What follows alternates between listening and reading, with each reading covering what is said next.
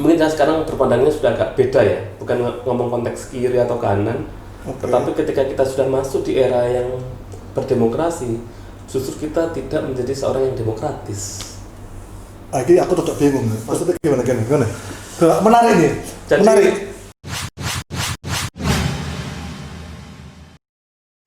Demokrasi itu kan kita menghargai perbedaan ya. Oke. Dan harus bersepakat, tidak boleh memaksakan kehendak, iya toh. Tapi yang terjadi sekarang apa? Ternyata ya. Contoh konkretnya apa? Simpel maksud ini. Omnibus Law lah. Saya tidak bicara omnibus law. Apa? Saya bicara justru pada misalnya politik identitas ya. Politik identitas, oke. Yang menurut saya itu kan muncul ketika sudah era reformasi toh. Oke, benar. Era Soeharto nggak ada namanya ada. gitu kan. Tapi era ini kan menggunakan instrumen identitas, entah itu agama, entah itu apa, menurut saya di dalam berdemokrasi tidak sehat. Mengarahkan orang, kemudian itu kan ibaratnya kalau kita memasak, itu kan masakannya bumbu segala macam, salah satu ada politik identitas masuk, diaduk di situ kan menjadi kacau gitu tuh. Istilahnya kan seperti itu. Sehingga menurut saya demokrasi sekarang ini ya orang menjadi bablas semakin luas gitu. Tapi kalau bicara demokrasi ya, maka itu kan aku lebih cocoknya bahwa itu ideologi sebenarnya. Ideologi apapun itu dalam demokrasi sebenarnya sah-sah saja. Karena kita dulu bersepakat kalau toh kau bunuh saya sebagai manusia, saya akan mati. Tapi ideologi pemikiran saya tidak akan mati. Seandainya komunis ini, komunis ya aku pasti mati di partai, tapi komunis gak akan mati itu. Sama dengan ini sebetulnya. Apa namanya yang kamu bicarakan tadi bahwa politik yang memakai agama lah, yang memakai agama yang paling kental saat ini. Tapi menurutku itu juga sebenarnya di alam demokrasi dia tidak bisa juga dimusnahkan sebenarnya, Bang. Kalau menurutku lah, meskipun aku nggak sepakat dengan itu. Ya, memang tidak itu mengerikan. Memang tidak dimusnahkan. Maksud saya, ini kan kita berdemokrasi. Betul. Nah yo. Nah, ketika berdemokrasi kan seharusnya demokrasi secara sehat, demokrasi yang berkeadaban, demokrasi yang kemudian tidak menggunakan simbol. Itu kan lebih elegan, lebih kan begitu kalau menurut saya. Gimana? Menurutmu gimana? Untuk itu terjadi menurut apa yang harus dilakukan oleh pemerintah ini? Memang nggak bisa ya kita hanya sekedar kemudian melarang orang untuk, karena kebebasan orang berkelompok, berkumpul dan seterusnya dilindungi juga sama undang-undang. Makanya saya tadi sampaikan demokrasi itu ternyata di kita sekarang kok berdampaknya malah tidak demokratis. Iya, tidak demokratis itu. Ya. Di lain sisi misalnya menolak tentang dan segala macamnya melalui aksi, padahal demo itu bagian dari demokrasi misalnya. Betul.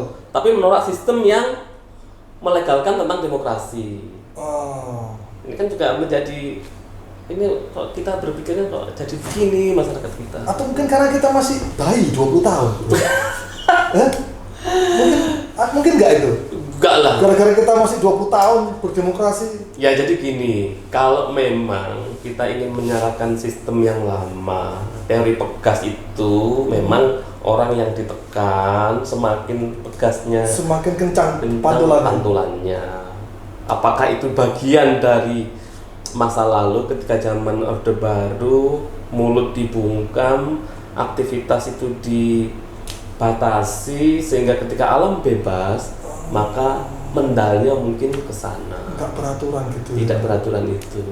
Itu yang saya melihat ada perbedaannya di sini lah. Sehingga coba sekarang kalau kita mau jujur, apa kemudian yang kita berikan sebenarnya? Ketika aktivis 98 sudah menurunkan rezim ini kan seharusnya benar-benar diisi bagaimana bangsa ini menata maju melesat ke depan kan? Betul. Nah, termasuk kan, teknologi ya? Termasuk teknologi. Nah, ternyata kan kita sekarang justru seperti malah lebih parah. Ngomong ideologi masih. Betul. Di tahun 2020. Iya, orang bicara sudah ke Mars, kita masih ideologi bicaranya. Aduh, ngeri kan. Maksud tuh. Iya. Ya ada beberapa sih yang ngomong teknologi. Budiman contoh. Budiman. Oke. Bang, kamu sekarang pembantu dekan 3 kemahasiswaan. Dulu salah satu orang yang dihadapi beliau ini tentunya pasti pembantu dekan, pembantu rektor, pejabat-pejabat kampus lah. Nah, sekarang situasimu menjabat, pernah nggak sih di demo? Pertanyaannya angel ini. Atau ketika pernah di demo, apa solusimu? Bagaimana tanggapanmu? Bagaimana yang kamu lakukan? Iya. Jadi karena kita pernah punya pengalaman ya ketika mahasiswa, maka dengan adanya mahasiswa demo kita sudah nggak alergi yang pertama ya. Biasa saja misalnya kalau ada yang mahasiswa demo itu. Gue lebih ngeri dari lo, tau nggak? Gue lebih ngeri. Kadang-kadang ya hanya tertawa saja ketika misalnya isu yang diangkat tidak substansial. Kemudian kajiannya belum matang. Nah, bukan kita anti demo, enggak lah. Kita ketika berada sama, saya memposisikan seperti mahasiswa ketika saya kuliah kan. Kita selalu kemudian mengkritik tentang birokrasi. Kita mengkritik kalau terjadi ketidakadilan. Kita selalu bersuara lah ketika butuh teman-teman yang diadvokasi, kan selalu begitu. Jadi kalau saya di demo tidak pernah ya, tapi demo kepada lembaga pasti ya. Artinya misalnya terkait UKT, kemudian SPP lah. Ya hal-hal yang mampu duit lah pokoknya. Mampu duit biasanya mahasiswa demo. Betul. Cuma kemudian sebenarnya kalau sekarang saya melihatnya kurang komunikasi yang mungkin yang lebih ya. Jadi gini, kami dulu adalah tidak pernah kemudian demo kepada rumah sendiri lah. Pernah saja ketika yang kemudian ada kebijakan itu yang tadi saya sampaikan ya, misal bakar jasa alma mater, tapi karena ada kebijakan dari pemerintah, tapi arahnya kita adalah ke pemerintah. Tidak pernah ke rumah sendiri. Jadi misalnya anarkis di rumah sendiri jelas nggak mungkin. Nah sekarang sepertinya agak tidak peduli gitu loh. Jadi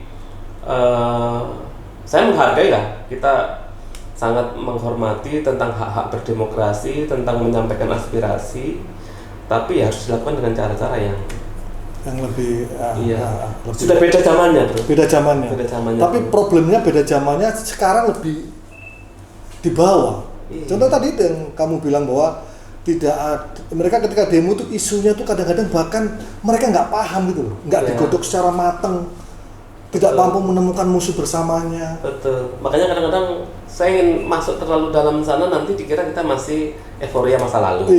Repot. Wah ini dulu misalnya, jadi membandingkan, saya nggak bisa compare apple to apple ya.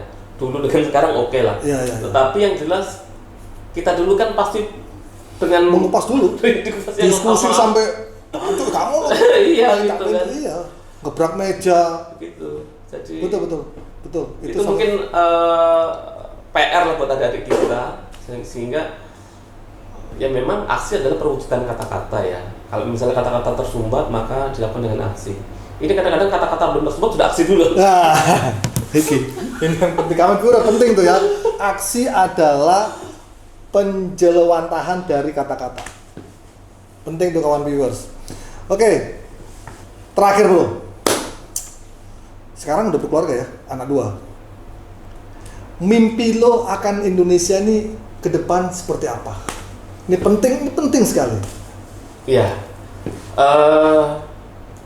Kalau sekarang saya berada di lingkungan akademis, jadi saya berbicaranya based on data ya. Kebetulan kemarin kami dapat hasil survei ya, sampelnya cukup besar bro, 30-an ribu mahasiswa baru Indonesia. Iya. Artinya ini kan generasi Z ya, generasi yang lahir di era teknologi. Mereka artinya sudah tidak lagi lah gagap dengan teknologi. Surveinya itu terkait dengan harapan 10 value ya, nilai-nilai yang diinginkan untuk Indonesia ke depan. Yang paling poin tertinggi adalah satu, keadilan, 71%. Itu mungkin bagus ya, keadilan.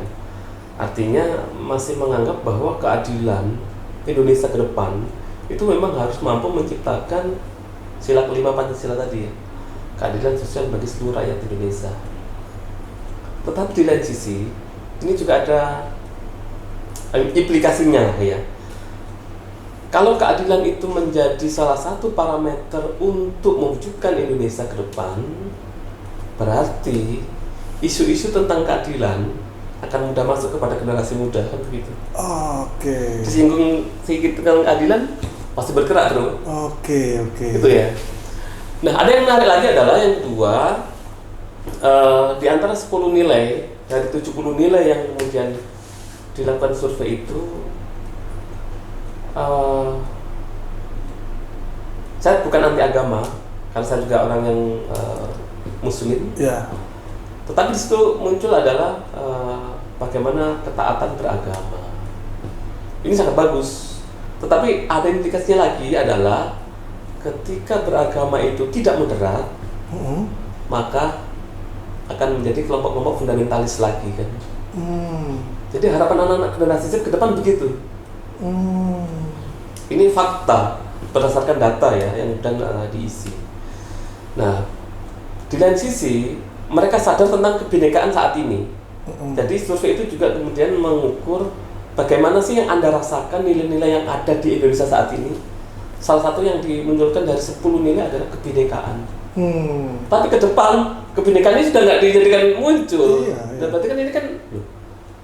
Nah, maka ke depan harusnya saya ingin Indonesia itu memang Indonesia yang bisa berkeadilan sosial, menghargai perbedaan, menghargai kebinekaan.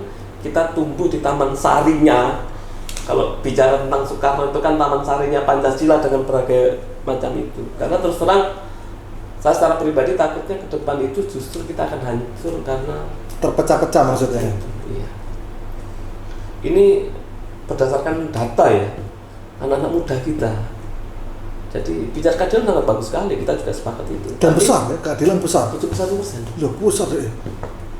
Besar. Ya, harapan saya ke depan berarti kan begitu ya. Iya. Memang kita itu sama lah saya dengan para generasi muda, generasi Z ini menuju Indonesia yang adil, yang berkeadaban, mengedepankan nilai-nilai toleransi, nilai-nilai kebinekaan. Karena kenapa ini saya sampaikan? Berarti ini PR kami adalah generasi muda kami harus kami ajarkan tentang kebinekaan bro. Karena ada kontradiksi. Mereka menilai nilai apa yang sekarang ada. Mereka kebinekaan kalau nggak salah nomor 3. Artinya mereka menyadari Indonesia itu plural ya. Berbeda. Okay. Tapi ke depannya ternyata tidak dimasukkan lagi nilai itu. Berarti mereka menganggap kurang begitu penting. Mereka tahu kita itu memang bineka. Tapi ke depan harusnya kan bineka itu tetap menjadi satu entitas Indonesia yang harus dijaga. Iya. Kalau politik identitas ini masuk, di sisi ke depan juga ngomong tentang konteks agama, itu kan ngeri juga. Iya, cepat malah. Cepat. Selesai. Isunya keadilan ramai juga nanti. Iya. Keadilan pun bisa dimasukkan dalam isu agama-agama itu. Iya betul. Oke, menarik semua, Bro Bambang. Memang agak berbeda kawan viewers ketika dulu mahasiswa dengan sekarang beda ilmunya. Doktor Bambang Sigit Widodo alias Dr. Bram. Jadi sudah banyak kita kupas beliau ini tentang dulu aktivitasnya hingga saat ini sebagai pembantu dekan, wakil dekan 3 UNESA Surabaya. Jadi kiranya ini bermanfaat apa yang disampaikan oleh Dr. Bambang ini, para generasi muda, kawan milenial, kawan viewers, jangan lupa saksikan terus acara ini, saksikan terus program-program ini. Sampai ketemu di video selanjutnya. Salam damai Nusantara.